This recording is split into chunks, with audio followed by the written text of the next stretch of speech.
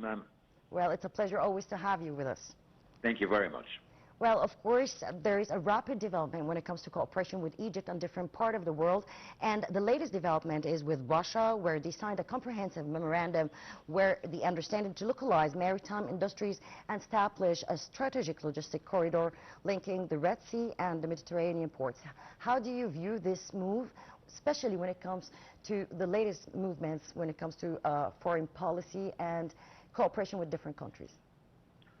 Well, that's a big question, by the way, and needs a lot of time. But let me put it this way, that, the approach itself, or the decision itself by Russia in order to adopt this kind of project reflects very much the strategic nature of the Russian decision in order to focus even further with Egypt on promoting trade, not only on bilateral basis, but also through a project within the economic zone, which is by itself is almost a hub, meaning that the hub means the hub in the Suez Canal, in the Suez zone, would mean that you bring your projects, your services, your whatever, and from there on you export them to East Africa, Southern Asia, and the Gulf. So that would affect very much the navigation map and the trade map. So that reflects very much the interest and the understanding of Russia of the importance of this zone, which is, there is no similar area that looks like this one. I think it's very important that we look at it not only in terms of this kind of bilateral approach, that it reflects as well that Russia is very much interested to rather activate and promote its presence in the Middle East. And as I've always been saying, that Egypt presents for the countries, if they don't see it, but they feel it, that Egypt's like a revolving door. The only way to centralize or to have a good presence in the Middle East, that should be through Egypt, due to its geopolitics, geoeconomics, geotrade, geo whatever you want to name. So it's a package, and if I have time to tell you that there is a similar approach, which is extremely strategic as well, that China has offered to build a 2 billion trade city in the Eastern Suez economic zone. It's in a similar way. This is something, again, reflects the appreciation, that increasing appreciation of the words of the countries, and particularly the strong countries in the world, to to benefit from the unique presence, geographic presence of the economic zone not only in the Middle East, but within the world, by connecting the Mediterranean with the Red Sea, as well as with the Pacific Ocean. So it's a kind of renaissance, if you want, of trade, which Egypt is approaching continuously and heading to a much better future on the economic side of the development in Egypt. Well, Your Excellency, for sure, we are so already proud when it comes to Egypt's steady steps moving towards different aspects and sectors, actually, especially trade, as you said, and investment, foreign investment, and all of that. Already we are benefiting from the trade zones that we have or do enhance here in Egypt. And I think this also, as you said, Your Excellency, Russia is so keen to be present in the Middle East, where I think this is a great chance also, while His Excellency President Abdel Fattah el-Sisi is already having a great connection, cooperation, and bilateral relations with Moscow. Very correct, Madam. And we have to see as well as the other side of the coin that Egypt, Russia itself is, maybe due to the experience of the war in Ukraine, they are having a new approach to developing the Russian economy, which used to be an economy similar to a developing, not developed economy. So under the pressures of the war and the need to self-rely on its own capacities and facilities, Russia is now in a process of promoting the industrial manufacturing in Russia, and needs to have an opening to the outside world, particularly Africa. Africa is becoming, a target for many countries, because it's a country where a lot of investment opportunities are present there. And although Africa looks on the surface as maybe with the strong economies, but it's the richest and with the resources underneath. So it's a package that gives great hope that that Egypt is in a flourishing stage of promoting all its opportunities that do exist inside the land of Egypt, and with the kind of leadership of President Sisi, who is focusing since he assumed power that to rebuild the country altogether, economically, politically, and even socially.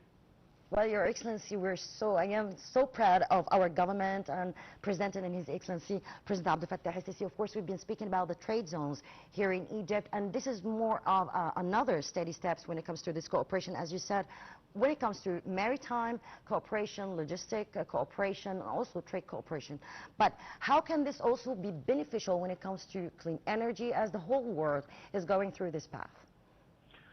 You mean which energy? Because when you talk about energy, there you are talking about new and renewable energy. Fuel, gas.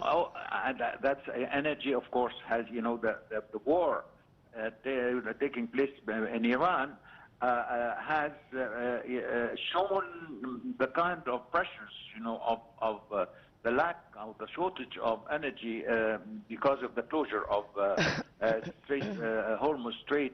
So the Suez Canal and the whole area now is in a process of learning lessons of the war, and one of the learning lessons how to reconsider the energy policy, as well as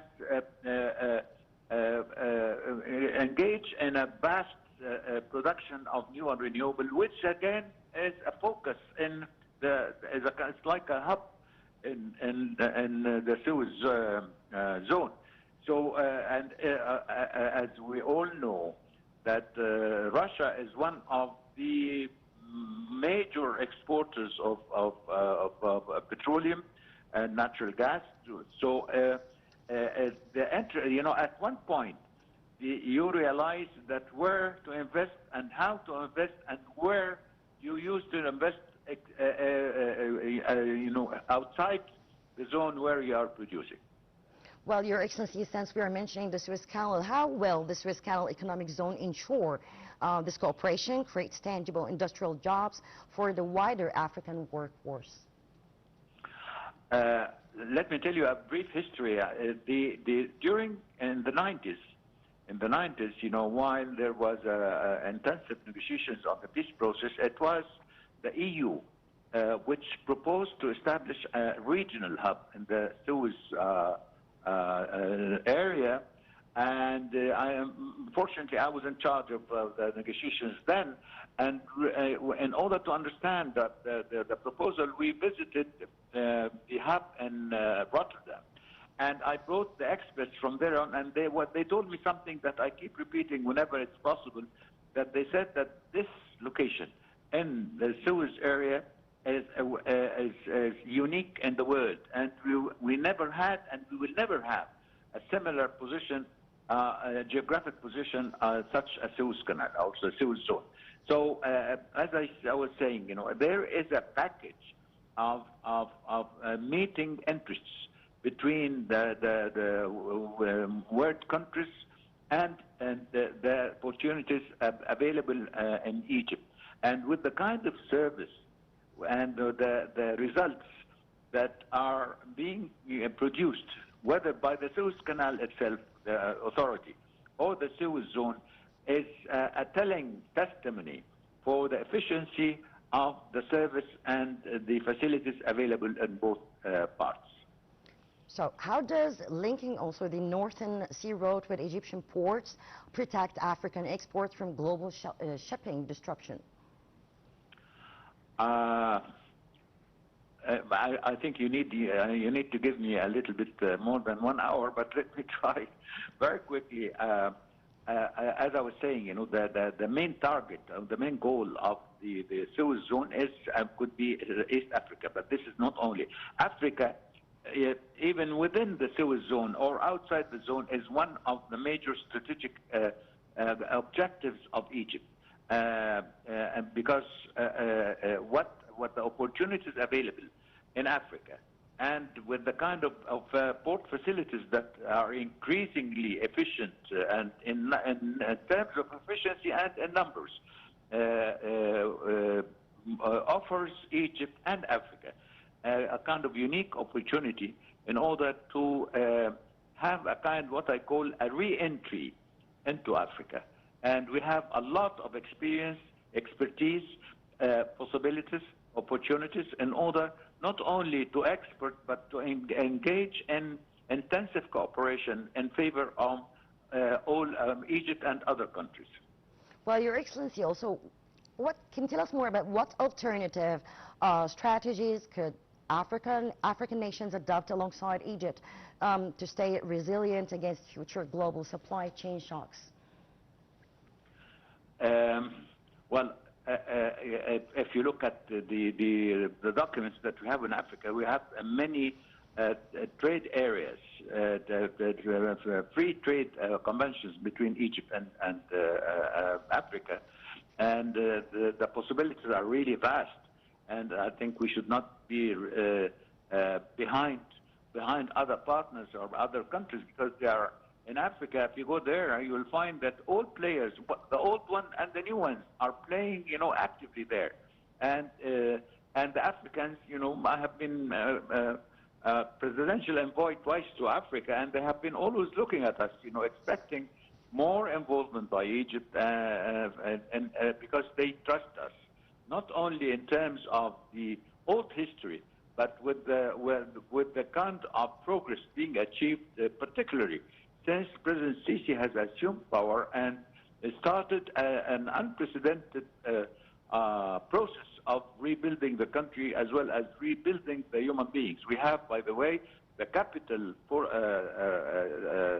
resources which are very, very rich and with a high efficiency available. So I don't want to put it as a very rosy picture, but I feel that what we are approaching to is again a real renaissance in the Egyptian position vis-a-vis Africa, Asia, Latin America, and within the world altogether. Well, Your Excellency, of course, Egypt is the core of the world. Your Excellency, Ambassador Raouf Saad, the former Assistant Foreign Minister, I would like to thank you so much for your informative call. You are very welcome.